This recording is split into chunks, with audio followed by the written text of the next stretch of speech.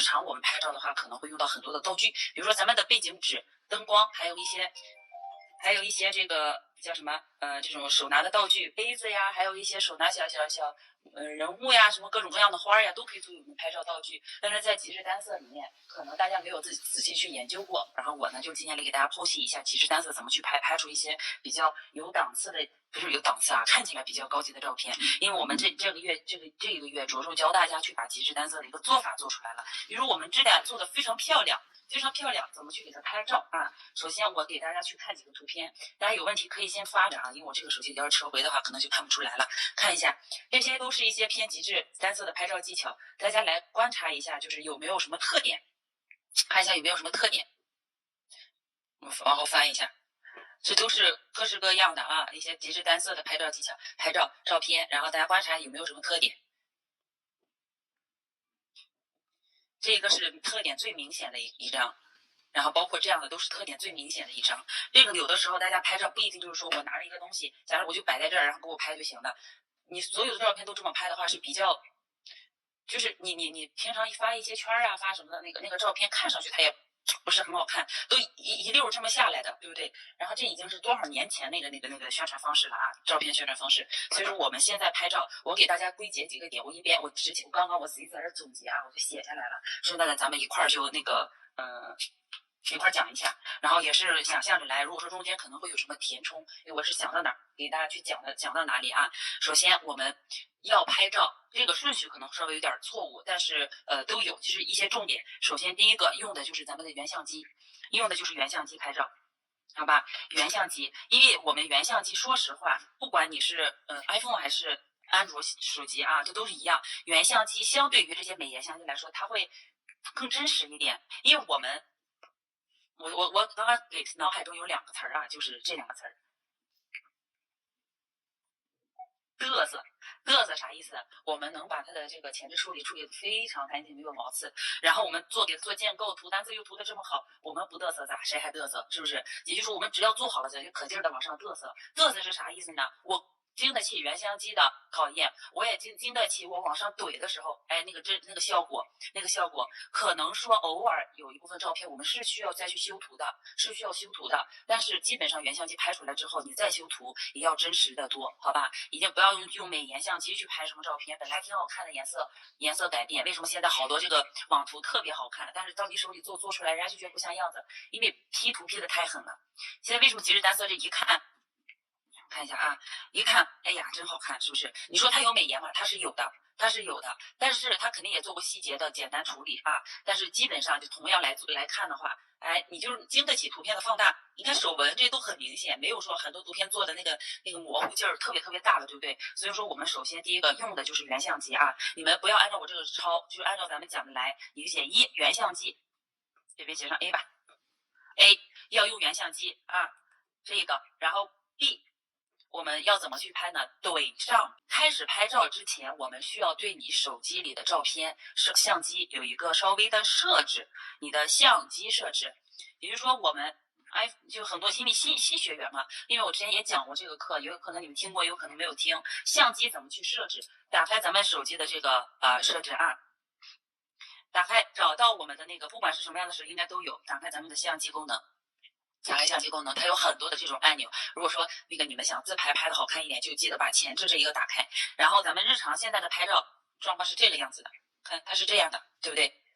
但是这样我们有的时候需要构图，需要做什么的时候，不知道该怎么弄。所以说第一步，打开你的相机，把你相机里面的这个网格按钮给它打开。你们一直开着就行了，一直开着，就是拍客照也好，你看打开之后它是有这些横竖网格的，能不能看见？有了这些网格，我们再去拍照片，我们就好去定区域的去怎样拍。定区域的去拍，就不至于说我拍的漫无目的，可能就都是在中间的。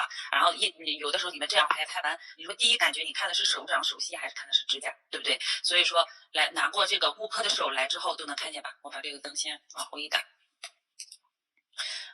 直接把你的相机怼到上面去，只要你做得好，经得起考验，就是嘚瑟，我们就在这嘚瑟，嘚的，就让你看得明显一点啊，就这个感觉啊，这是我们相机的一个设置，唯一一个要做的就是你把这个网格给打开，我们拍的时候用的是后置摄像头啊，后置摄像头拍摄。就是很多这个相机你们是自带美颜的，你们从设置里面看看能不能找一找自带美颜能取消。如果实在取消不了，那你就这么用就行。待会儿还可以会教你们去怎么去修图啊，后置摄像头。别忘了这个，然后怼上拍是什么？就是可劲儿的嘚瑟。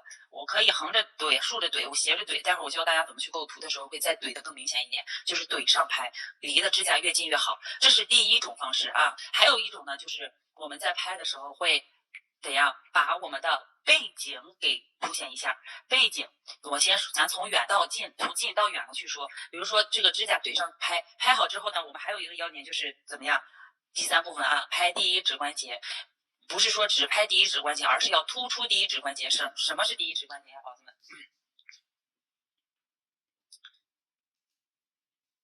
看看什么叫第一指关节。首先是这儿啊，我说的是第一二指关节啊，一二指关节伸直啊，这也有 CD， 这个你们综合着去看这两项就行。因为我这个是做的一个刚才打了小早考。然后第一指关节突出，第二指关节伸直。比如说第一二指关节呢，我们在拍的时候就不要这个样子。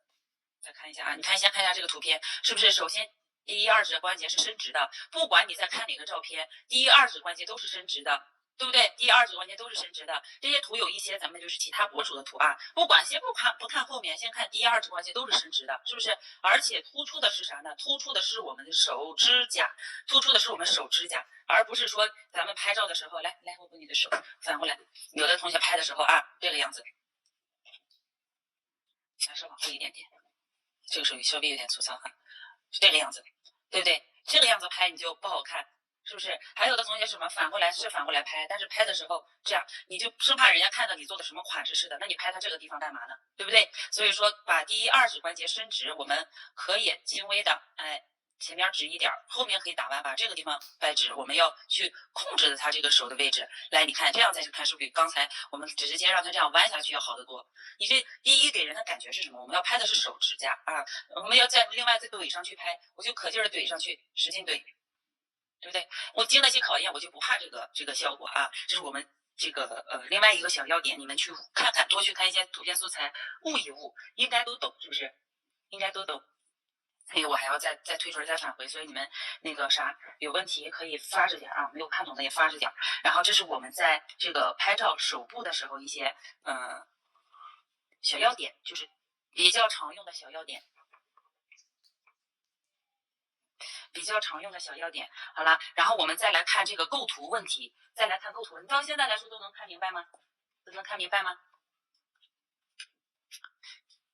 包括咱拿一些道具来拍的时候，你就要放大看的时候是什么？整个1、2它是伸直的，1、2是伸直的，它没有说是出现一个很弯曲的状态。包括现在的流行的这种图法，或者说是这个样子啊，其实已经不太用了，就借助道具去拍一些，包括我们使劲怼，因为现在的相机大多有很多朋友用的是那个咱们iPhone 对吧？用苹果手机，这个就不是说哪个好哪个不好啊，就是说这个意思。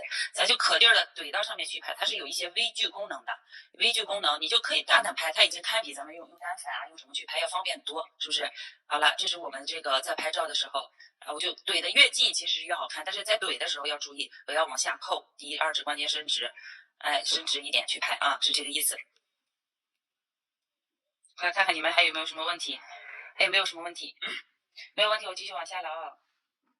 接下来我给大家去说这个构图问题。构图我之前课程也讲过，就是我们先不管背景怎么样，咱由近到远的去说。先不管背景怎么样，首先我们这个构图就是咱的这个网格线打开了，是不是？上面是有这些能看见吗？是有网格线的9宫格，打开了之后，再拍顾客的手。我这个往下一点点啊，让大家看清楚一些。不用那个，你看我这个多简陋，现在的咱们环境，我把这拔下来。看，首先我们怼上去拍，然后把你的手机我们整个构图，哎，它的指甲可以在什么位置？可以，你看它一共有1、2、3、4个交界点，对不对？我们可以把你的指甲或者你要拍摄的物品放射在其中某一个点上。比如说现在我的着重点是这2个手指的话，那我把这2个手指放到这一个交叉点上去，这么去拍。我也可以再往下，再横过来，横过来的时候，有可能它是在左上角的，对不对？在左上角，哎，就是一定记得，来，我给大家画一下啊，我给大家画一下构图。我们9宫格，你先去吧，弄，这是咋了？这2题一点不听话。9宫格，这是一个我也不说的多么复杂，就是一个最简单的一个操作方式，就是把我们的这个拍照区域放在其中某一个角上，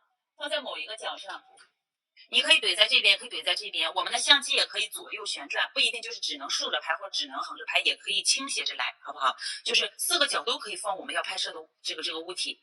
好了，这是我们在构图上，包括构图的时候还会用到什么呢？就是我们的一个背景，用到我们的背景。首先，极致单色要求的是什么？就是极简，就是没有那些花里胡哨的背景，没有那么多这个那么的那种感觉啊。但基本上大多数的要干干净净的效果，首先可以用你的桌子，用你的桌子当背景。如果桌子没有，可以用大白墙，就是让这个什么呢？现在这种拍照是比较受欢迎的啊。看一下，比如说，你看这就是一堵大白墙啊，我就把手放在这个拐角区域，你看这是一个墙的拐角，哎，我借助这个拐角把我的指尖部分给它收集起来。如果按照这个图来看的话，我们是不是这个9宫格它的手指在哪里？就在左下角的这个角落上，对不对？这边都留着这个大白墙，都留着。是不是？还有什么？我再找一找。哎，这个也是，这是同一家啊，这个是哪个老师做的？反正就是给你们举个例子，我多找了一些各种各样风格的。看，就借助大白墙，再借助它的一个简单的背景。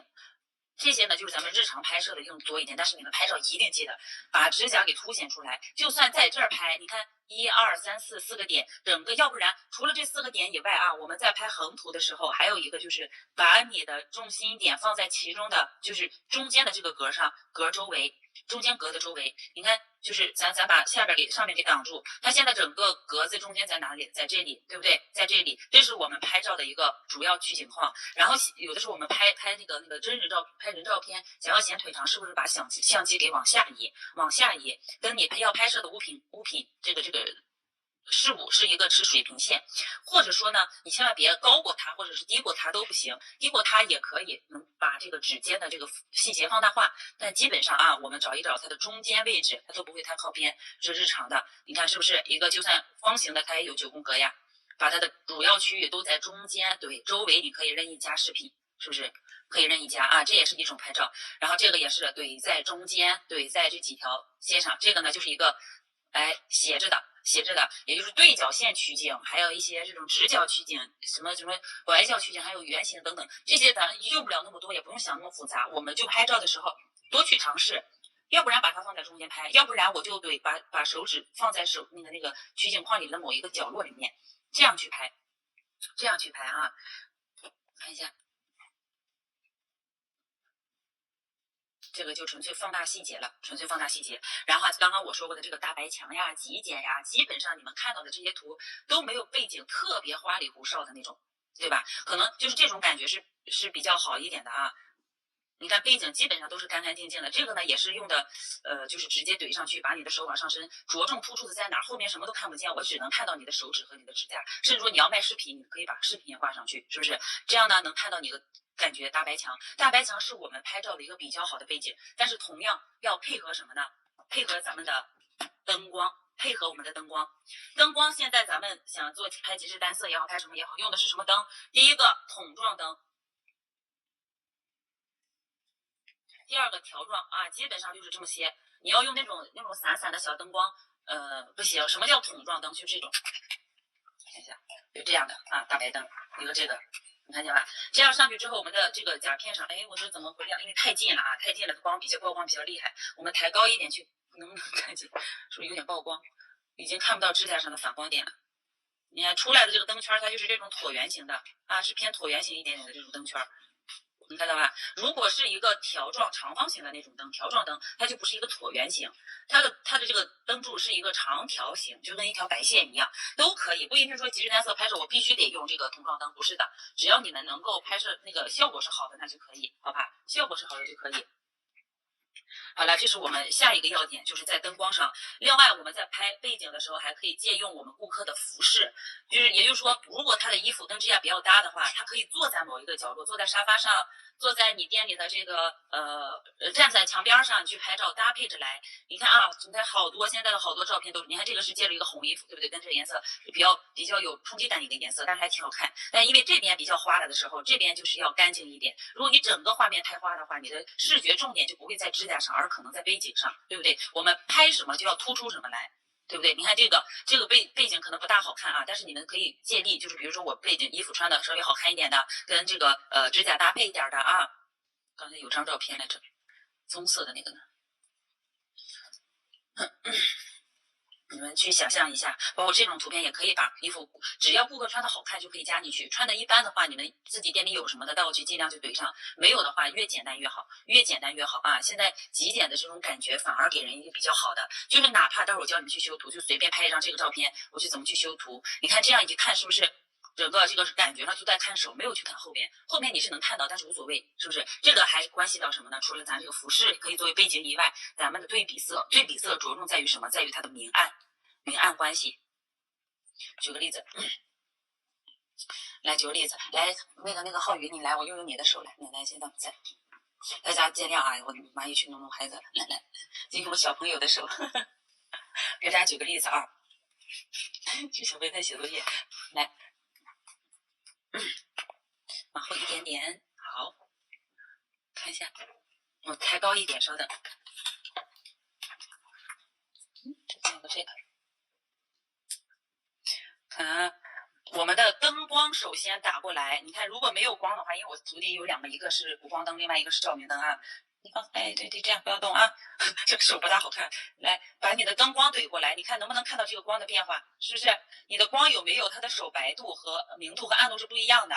拍照的时候也是一样，你看把光打过来的时候，它就亮一点，拿走的时候就暗一点，所以我们补光一定要补上去，能看到吧？补光一定要补上去，首先它的手白就能提高一个度。就它就能变白一点，是不是？好了，我们再来看啊，我先没办法，我先给你们看相机，没办法回复大家问题。然后比如说我们要这样拍，来稍微往下一点，好，不要动啊。这个拍照真的是，好了。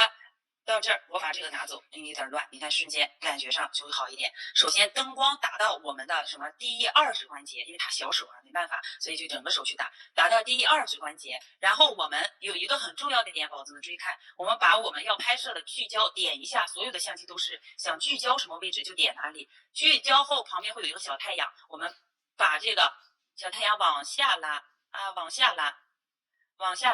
这个适合什么呢？你比如说，我们有的时候需要拍这个物品，把背景光往后带一带，可以吗？可以。然后还有一个什么，拍极致单色的时候，把我们照片怼过来，拿下来，点好这儿之后，注意看我的背景光啊，看见没有？背景变暗，指尖部分再突出，背景变暗，指尖部分再突出。把这个关掉，它这个微距自动微距啊。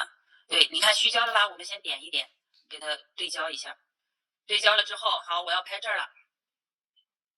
我把这个背景往下来，光往下来，背景就会变暗。然后有的时候拍一个极致单色的时候，单独拍某一个手指，你们这个方法非常常用。记住啊，就是在拍这种极致单色的时候，我把手指拿过来，整个看起来是亮的，但是把我们要拍摄的物品，来，给我你的小手，你就放到这儿啊，不要动。反正我们就拍这个手指甲，注意看，怼到这儿，把灯光调一下位置，把你的指甲靠近灯光的这个点，靠近之后呢，来往这边挪一挪，对，看不见。你看背景啊，把这个地方先点亮，把这个位置先点亮，点亮之后呢，我们把灯光往下拖，然后你的手指甲盖做亮的时候，越靠近灯光，它是越亮的啊，越亮的。这是一个我们常用的一个小技巧，然后就是通过这种效果哎，你比如说咱们的这些照片，好了，你先休息一下，待会儿你再帮我。就是当我们拍这种特别近景的这种照片的时候啊，就这样的，看见没有？一个灯光在上面，我们把手指甲盖拿过来，然后点到我们要拍摄的区域上，周围把灯光暗明暗度拉低，就出来这种效果了，好吧？可能大家也一直不知道这种是怎么来的，其实都是这么来的。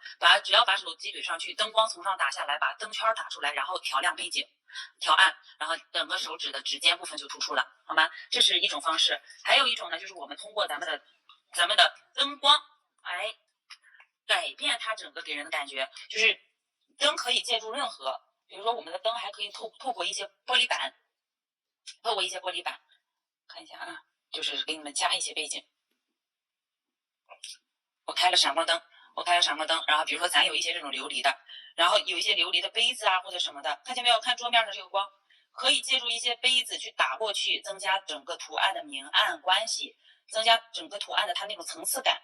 是不是就不会说太单调？一个手指放这儿，然后我给它加上一些背景光，哎，简简单单的也能做，对不对？所以说，拍照吧是比较有意思的一个事儿，所以你们多研究研究啊。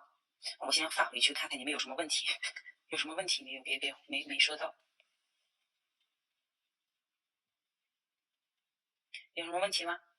大家试一下，有什么问题没有？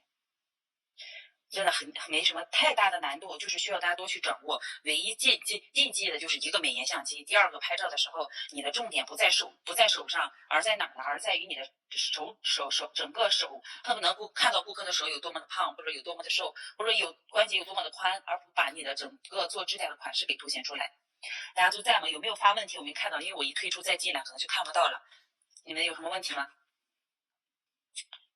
有没有问题？有没有问题？速！现在我讲的，大家能不能够明白一些？或者说是不是我讲的不太清楚，还是哪里没有明白？其实就几大部分啊，你们可以弄这个，就是做节日单色。有没有问题？快看一看。今天确实只适合原相机拍照，来给你们看一下啊，原相机出来的效果是好的。如果说咱用一些美颜，我看我有啥美颜，我美颜几乎是不大用，偶尔就是拍着玩，这个知道。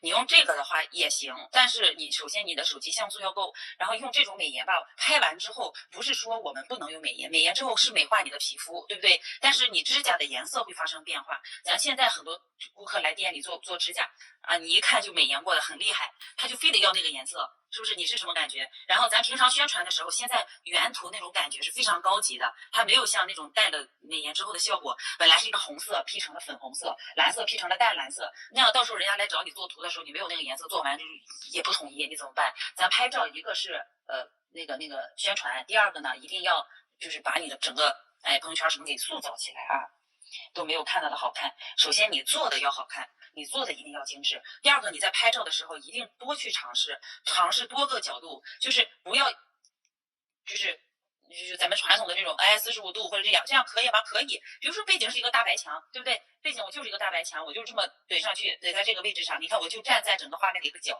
它也可以。但如果说你的整个指尖是往下勾的，或者是这个样子的，那就感觉有一点点。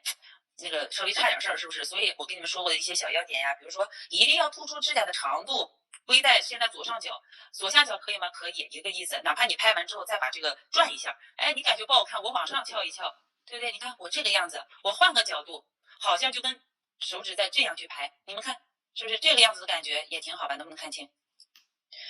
怼上拍就行，你们可劲儿的往上怼，要不然就怼，要不然远拍的时候就把整个背景的极简风感觉，或者说那种背景的干净感觉做出来啊。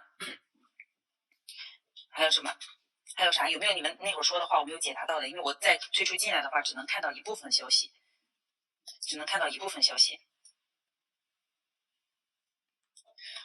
这是咱们在拍照里面，然后拍照原相机拍完之后，我们是要修图的，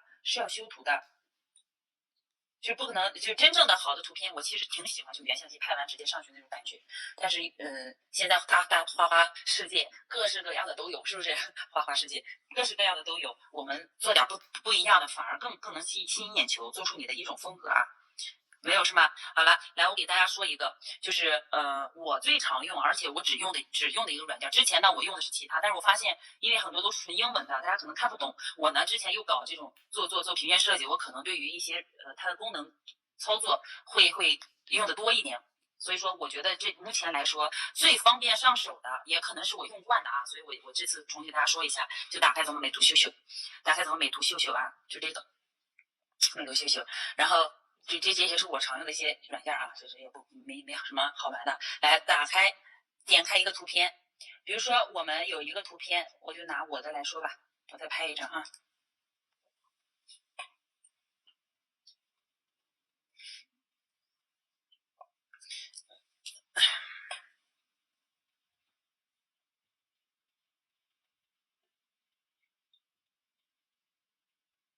好，我随便拍一张照片，来打开咱们这个。我的这手可能不太好看啊，但是教你们一些常用的小技巧。首先，我们的整个背景，你看这有纸巾，这有卫生纸，这还有本子，对不对？拍照的时候该处理的处理，但是如果实在处理不掉的，在这个修图里面，现在用的是修图，因为有很多新老学员都不懂图片美化啊，是这个，打开图片美化，这个。点开一张图片，把你的这个往后拖。其实这有一个消除笔，看见没有？只要你背景干净的时候，我们有时候想涂抹一些位置是可以抹掉的，不是说所有的图片都需要去 P 图啊，有的你做的好看是不用 P 的。这个呢，其实跟我用那个电脑，就是咱用 Photoshop 里面有一个区域。填充它会有点类似。你看背景，咱先不看这儿，就是你这么大概一弄，比刚才是不是要好一点？待会儿咱们再细节化处理啊。我这个做长指甲可能不太好使。慢慢一点一点的去涂，就是有的时候背景不太好看的时候，我们可以借助这个工具给它虚化一下。咱先大概这个样子。你看，首先它这个位置是不是就没有了？就算有点曲折，也比那样要强。接下来呢，我们决定，这是刚刚用的是一个消除笔啊，用的是消除笔。然后，我一边做一步，回去看一步吧，以防万一你们有问题。没有吗？是没有吧？你们现在先不要发啊，待会儿等我说发的时候再发，好吧？这是第一个，就是消除笔可以消除背景的一些不好的。然后我这个背景呢，说是极简，它是一个比较乱的，它跟指甲是不搭的，但是在桌面上就带上去了啊。第二个，把你的整个图片给裁剪一下，就是你拍的大也好，小也好，无所谓。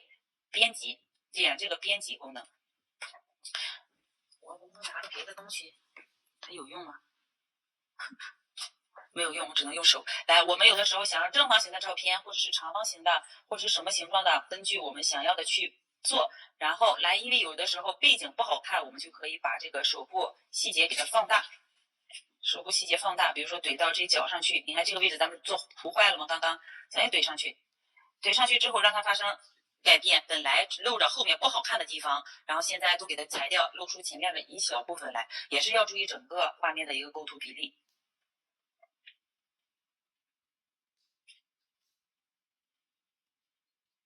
不喜欢可以上返一步的啊，觉得不好看的可以再返回去一步，这个是一个比较简单的一个小功能。然后待会儿再返回来啊，再点这个美容，点美容，这个不需要大家再去花钱开什么会员啥的，没必要啊。然后它有这种美图美容配方，它呢是针对于面部的，你们不好去用。待会儿这个着重用在的是咱们美化里面啊，所以说现在我们要的是把它手指这些纹路稍微很严重的、轻微的给它去一下，有这种去皱的，看见没有？有去皱，比如说我这个手纹，因为我小时候动手动的啊，指关节这个纹路都很重，你看就是每个地方都很重，但这个位置没有动过，这边就比较嫩，所以说这个没办法。来用手动的方式，我们就在上面去给它抹。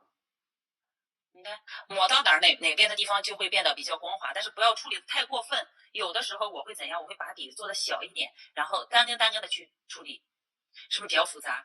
是不是比较复杂？所以你们有时候看到网图那么干净，都是一步步来的啊。因为我这手上这边有个小纹身，我把它洗掉了，所以说你也可以把它给处理掉。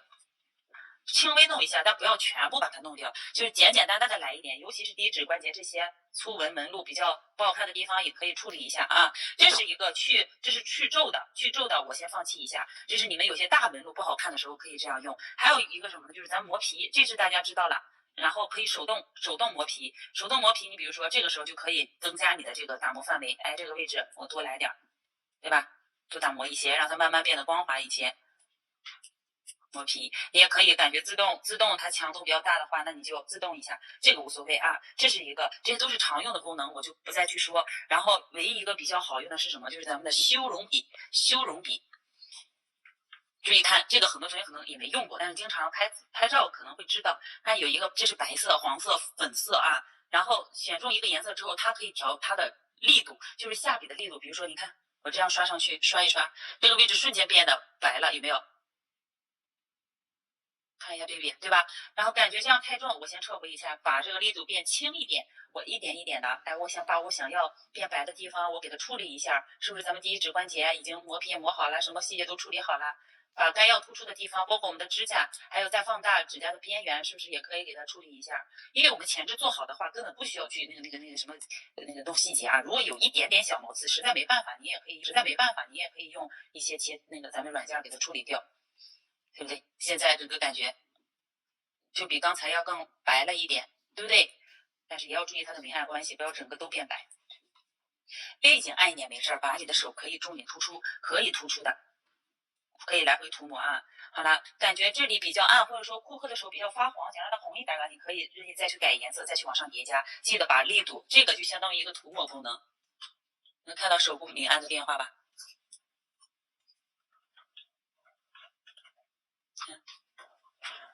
这是我们的一个涂抹功能啊，涂抹功能包括里面有高光，哎，高光，然后就是化妆要用的多的，这个几乎是不用的，咱就是简简单单的用几个功能就好。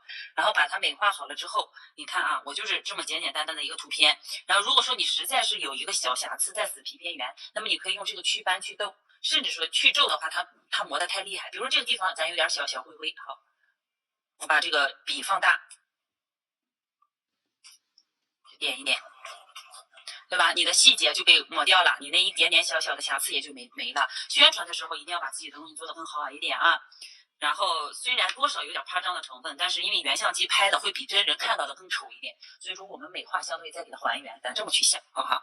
接下来是咱这个图片修图，修图肯定很多同学比我修的是好看，因为很多同学审美是在线的。然后，但是我着重讲的是一些审美不在线的同学，就不会用这些软件的啊，你们去学一下。而且你越拍自己拍的会越好，咱也不是什么特别专业的摄影师，对吧？咱就日常能教大家一些，就拍照直接拍出来，我就上手做的这种效果，我重新拍了一个，比如说大白墙，现在背景比较暗，只有这一点点灯光。打开我们的美颜，然后直接点开这儿，随便选一个滤镜，看一下它整个感觉会变白一点，看见没有？会好一点，确定好了。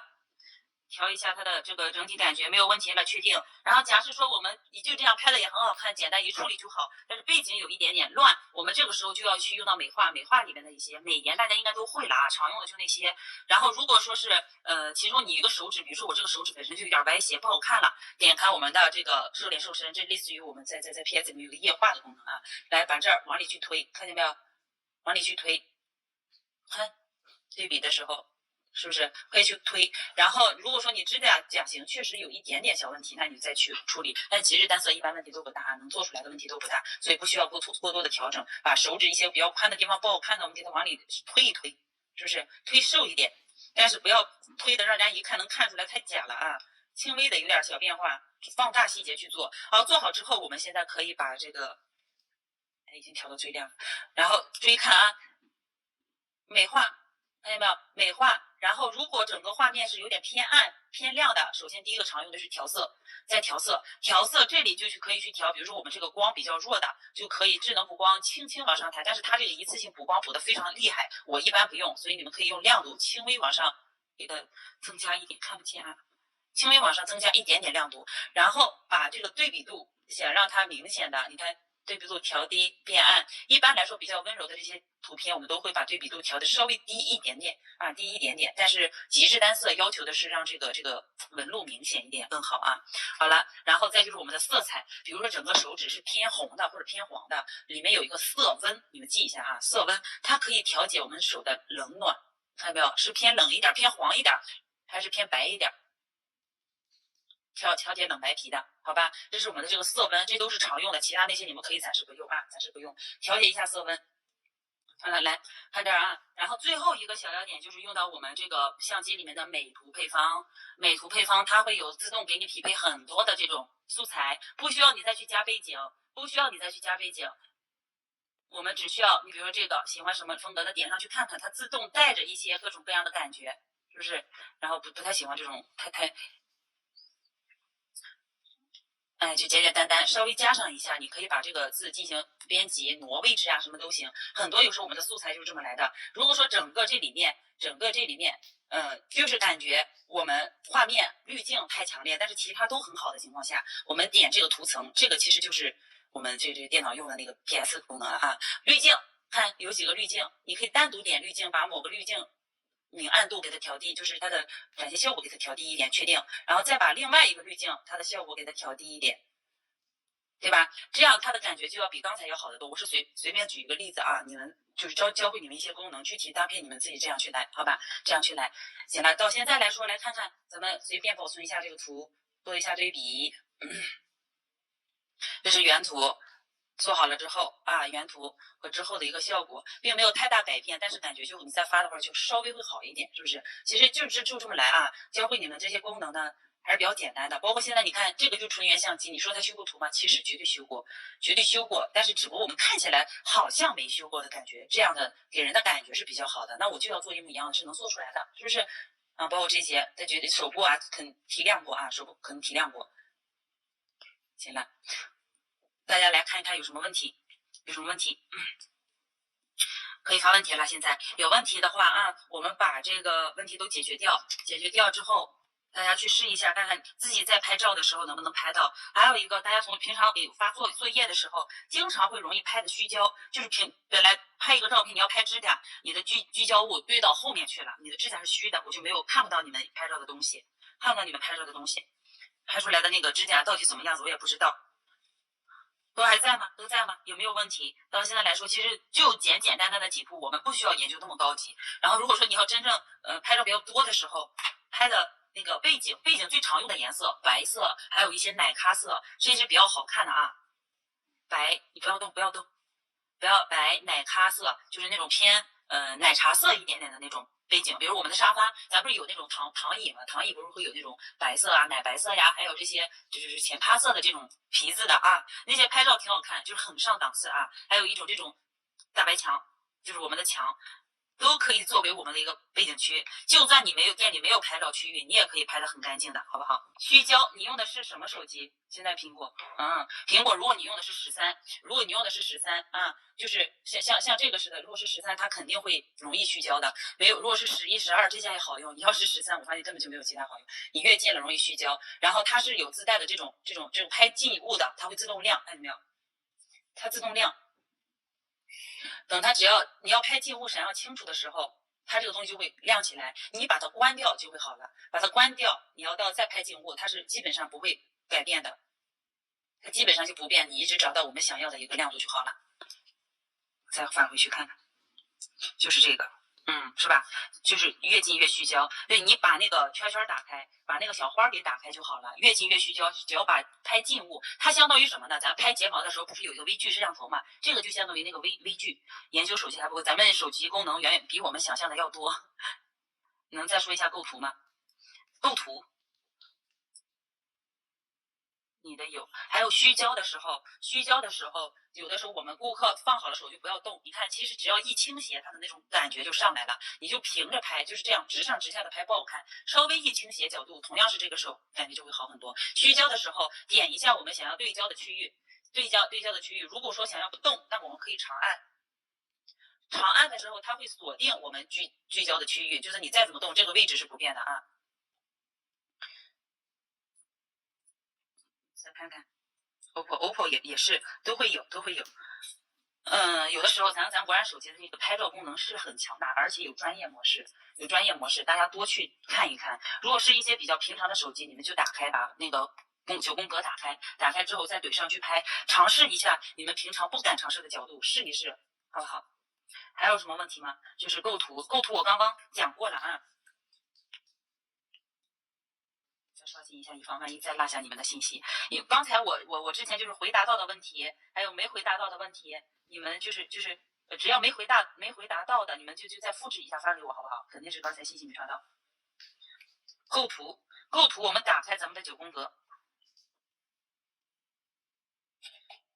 有横图有竖图，我们一般就是正方形也好，不管是你的整个照片是什么形状也好，构图打开9宫格之后有4个点，把我们要拍照的区域放在某一个角落上，放在这个聚焦，哎，合起来这个点上去啊。它不一定说必须在这一个点，因为就一个点你也拍不多，就是在这个点周围啊，这样去弄，好吧？包括你就刚刚咱拍的照片是斜着的，对不对？只有一个角的，周围全是大白墙，你可以。然后还有一个呢，就是把我们拍照的区域放到某一格，尤其是中间区域，然后中间或者是偏这边的区域加上我们的这个角，哎，这么一块，或者中间的区域加上这么这个角，在这儿，不要去靠着最边上去拍，好吧？还有问题吗？构图还有一些，比如说整个手指就是最简单，还有一种比较高级的啊，像这个整个它是一个对角拍摄，就这么过来的，这种感觉也可以，你也可以角跟角之间对着来啊，角跟角之间对着来，好吧？再看一看还有什么问题？有没有？之前我也讲过啊，还有一些更专业的拍摄呢，也给大家说过，拍摄那个款式的照片在指甲怎么拍也说过，拍款式也好，你要拍的一些更那个啥的话，只要你指甲做的够好，背景越简单越好。如果你指甲做的稍微一般，或者说它是一种某种风格的，你背景可以稍微加一下。然后现在顾客拍照呢，一般来说要的是稍微好看一点的，所以我们会有一个拍照区域，放一些通过灯光呀、玻璃制品呀、各种饰品呀、大白板呀等等各种各样的背景板去凸显一下。但是可有没有的话也可以暂时不用，能有的话最好用一下，因为每个人的审美是不一样的，做出来的款式是不一样的。极致单色比较干净，极致一点啊，这种纯色的，所以背景要干净。如果说你做的比较花里胡哨的，背景也可以稍微打乱一下，但是着重还是突出我们的手指，不要去把这个就是叫什么，咱们的手指这个边边啊，我靠得上这儿看不见，或者说这个样子斜着也找不着，看着重看手去了，没人想看你的手，我只想看你的指甲，好吧？看看还有问题吗？有没有问题？今天比较简单，然后你们试一下。但是针对于一些零基础的同学来说，入门是没有问题的，好吧？白天拍的还好，比较不容易。哎，对我这个有点忘了刚才说啊，就是拍照的话，自然光线是最好看的，自然光线就是太阳光是拍照的时候最好看、最出效果的。它有可能有夕阳，也有可能有那个朝阳，也有可能白天比较光亮的时候。而且现在马上进入春夏天了啊，把你拍照区域靠近门口一点点，好吧，靠近窗户一点点，太阳光打出来效果是最好看的。就是你们多研究功能，不知道的去研究你这个手机里面，你去搜一搜相关的视频，就有一些比较高级的那个拍摄技巧，好吧？做了建构，擦掉浮胶才能涂颜色。对，是要擦浮胶，不擦浮胶，你的颜色会虚边的。可能建构是最难的，前置处理和建构是所有里面最难的一个，包括还有这个指托延长，初步的话就是前置和建构难，但是你做过来了，你会发现美甲也就那点东西啊。建构，但就是因为它难，所以我们要做得好，因为做得好，我们拍照才好看，你客单价才能上去。我得逼着你们做，你们不想做，我得逼着你们去做啊。还有问题吗？快看看。擦浮胶不打磨，直接涂就行了。如果说要涂单色，做完建构直接涂颜色就好。买哪种指型？有短指甲，有长指甲。最基础的你就买马蹄型，的，还有一些其他这种类型的，比如说像这种，我是出去考试的时候拿的一些啊，还有一些这样的，像这种呢，说是不躺胶，但是基本上差不多。这个就是马蹄型的，比较常用的一种。做前置后缘起倒刺是什么原因？一个是你后缘皮肤比较那个干燥，没有日常护理涂护霜。第二个，你在用球形打磨头带后缘的时候，你只带了边边。我跟你们说过，我也讲过很多次，整个把第一指关节带一下，也就是说后缘当时打磨光滑了，但是有些毛刺我们是看不见、肉眼看不到的，我们需要顺带的把这个打磨的边缘光滑度往后面皮肤去捎带一下，让它形成一个大张面，而不是只是这个位置干净。有可能你的位置打磨的过分重，用球形打磨头抛的时候抛的太厉害啊，它就也会起毛刺，所以说一定要用适量。没有用打磨头，那就是在剪的时候那个剪刀口有高有低，把一个皮肤的面你给它剪破了，它那个边边当时看不出来，但是时间久了，边缘的那些角质慢慢出来，就会形成那种毛刺，相当于把一张皮给它从中间剪开口，然后两边有了那个小边边，就是那个毛刺。所以说最好呢，咱们用打磨机球形带一遍，基本上那个边缘是没有的，好吧？推一款打磨机。打磨机有2种，就是现在一个非常非常好用、很静音的一个，但是价格是在400-500块钱，我觉得太贵了，就算了，我也没给大家去推，但是这个确实好用。还有一个呢是这个，就是咱们常用的，现在咱们学员只要买，大多数跟我买的是差不多，这个还行而且好多都在仿着这个样子去做。